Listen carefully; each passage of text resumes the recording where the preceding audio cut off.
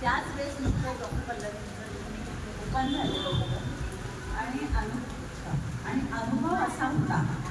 काय झालं की आमच्या याच्यामध्ये एका जस्ट मिसेस नाशिक पुणे रस्त्यावर तिचा ॲक्सिडेंट झाला आणि जवळपास 3 पोलांच्या त्या गाडीत टाकल्या आणि त्यांना बराच पायांचा इश्यू आला पाठीच्या गाड्याचा. आणि मी त्यांना सहज भेटायला गेली आणि ते आम्ही पूर्ण भेटलं. मला वाटतं बापरे, पण अवघ्या 20 दिवसांमध्येच त्या मला त्यांच्या अंगणामध्ये भेटला.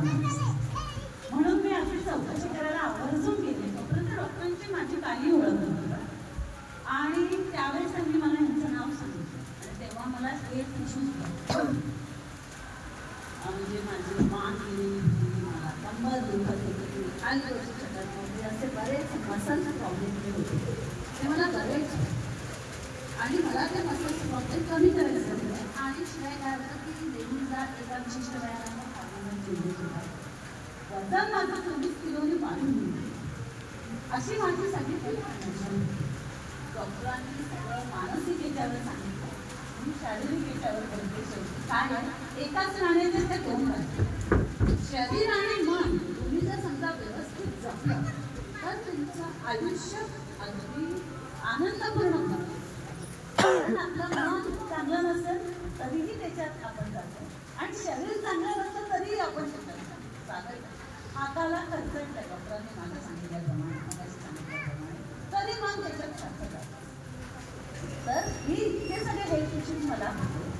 मी यांच्याकडे गेली त्यावेळेस डॉक्टर आलाप आणि डॉक्टर आलाप यांनी मला बऱ्यापैकी म्हणजे ट्रीट केलं. तेव्हा मी डॉक्टरांना म्हटलं म्हणजे मला वजन पण कमी करायचं. आणि मग त्यांनी मला वेगवेगळ्या पद्धतीने व्यायाम, मसल्सची ताकद कशी वाढवायची इथपासून सगळ्या गोष्टी त्यांनी मला शिकवल्या. मी जवळपास 2-2.5 वर्ष त्यांच्या हाताखाली ठेवली आणि आता जवळपास 3 ते 4 वर्ष झाली काम करतो. म्हणजे माझी फिजिक आता मी 60 पूर्ण झाली. माझी फिजिकल ॲक्टिव्हिटी माझ्या भरपूर असतात. म्हणजे सकाळी मी 4:30 वाजता उठते, 11-11:30 मिनिटं सतत कंटिन्युएशन मी डॉक्टरांसोबत जे काही काम असेल ते. त्याच्यानंतर बाकी मला नातू आहे, नातवंडाचं करणं, घरातलं बघणं सगळं चालू असतं. पण थकवा हा येत नाही, कारण आपल्या मसल्सचं समजा ताकदवान असल्या तर त्या जास्त आपण ॲक्टिव्ह राहतो. मनाने ॲक्टिव्ह राहणं, शरीराने ॲक्टिव्ह राहणं दोन्ही खूप गरजेचं, अत्यंत गरजेचं. म्हणजे तुम्ही हे मनाची आणि शरीराची काम करतात, पण तेही तितकंच पॉवरफुल आहे. याच्यासोबत दोन्ही गोष्टी जर तुला सांगत असेल तर आपलं आयुष्य आनंदपूर्ण बनतं. हा माझा स्वतःचा अनुभव. आणि अजून एक मी सगळ्यांच्यासोबत शेअर करेन की नुकतेच माझे मोठे मुलांना लिव्हर सिरोसिस झाला होता. लिव्हर ऑटोइम्युन म्हणजे तुमच्या शरीरामध्ये जर समजा रोगप्रतिकार शक्ती जास्त वाढत गेली, रोगप्रतिकार शक्ती पाहिजे असते पण अति जास्त वाढली की ती तुमचं ऑर्गन डॅमेज. तर माझ्या मुलांना तशा पद्धतीचा आजार झालेला होता, ऑटोइम्युन लिव्हर. संपूर्ण लिव्हर त्यांचा खराब झालेला होता आणि डॉक्टरांनी आम्हाला सांगितलं की घरचा जर समजा कोणी लिव्हर डोनर मिळाला तर तो फार उपयोगी आहे. कारण शेवटी कॅडावर पण मिळतात पण त्यांचं लिव्हर किती परेशान. अचानक कोणाचा ॲक्सिडेंट झाला आणि आता असंख्य ऑर्गन्स डोनेट होतात त्यांची आपण वापरतो माहिती आहे. पण ते किती काळ चालेल हे आम्हाला माहिती नाही. पण जर समजा घरचा कोणी निघाला तर फार चांगलं. आमच्या इकडचे 5-7 लोक तयार झालेले होते, सगळे यंगस्टर्स होते, मी सोडून. मी 58-59 वर्षाची, 2 वर्षाची. सगळ्यांचं कोणाचं लिव्हर कमी निघालं कारण आजकालच्या खाण्यापिण्याची पद्धत.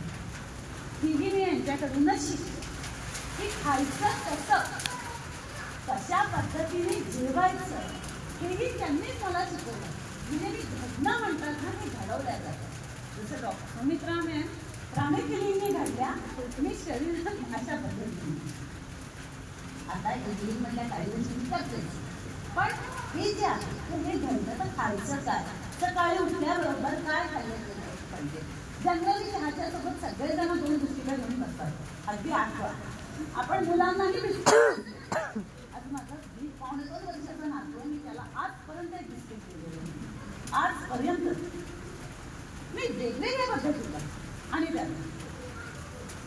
तर त्यावेळेस काय खायचं हे देखील त्यांनी मला शिकवलं. जे प्युअर व्हेज असतात त्यांच्या शरीरामध्ये बऱ्यापैकी अनेक गोष्टी, म्हणजे आपण तुझे काय म्हणतात त्याला एमिनो फॅट्स,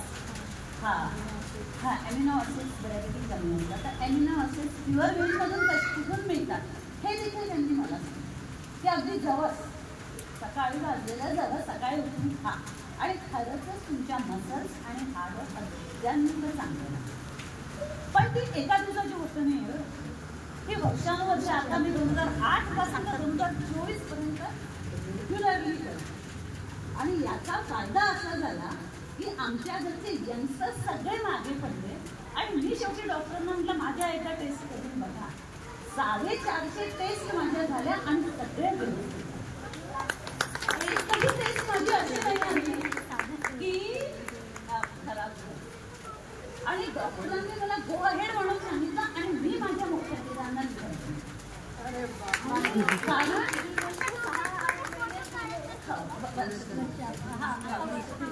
पण आता त्या परत सगळ्या म्हणजे माझ्याकडे पाहून कोणी म्हणणार नाही की या बाहेरपूर्वी निवड कोणी सगळे ऍक्टिव्हिटीज जशा माझ्या सगळे मॅडम सगळं काम करणं वगैरे सगळं.